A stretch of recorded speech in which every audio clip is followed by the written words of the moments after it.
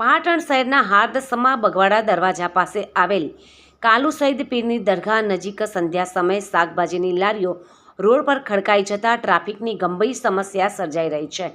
તાજેતરમાં અહીં નવીન bus stand બન્યું હોવાથી એસટી બસોને વળવામાં ભારે હાલાકીનો સામનો પણ કરવો પડી રહ્યો છે. શાકભાજી ખરીદવા આવતા ગ્રાહકો પણ પોતાના વાહનો રસ્તા પર જ અસ્તવ્યસ્ત પાર્ક કરી દેતા હોવાથી સમગ્ર માર્ગ બ્લોક થઈ જાય છે. પાટણ પોલીસ દ્વારા આ વિસ્તારમાંથી તમામ લારીઓ હટાવીને ટ્રાફિક હળવો કરવામાં આવ્યો હતો, પરંતુ પોલીસ ત્યાંથી રવાના થતાં જ શાકભાજીના વેપારીઓ ફરીથી રોડ પર અડીંગો જમાવી દીધો છે, જેના કારણે જૈસે થેની સ્થિતિ સર્જાઈ છે. પોલીસની કામગીરી માત્ર ક્ષણિક સાબિત થઈ રહી હોય તેમ લાગી રહ્યું છે.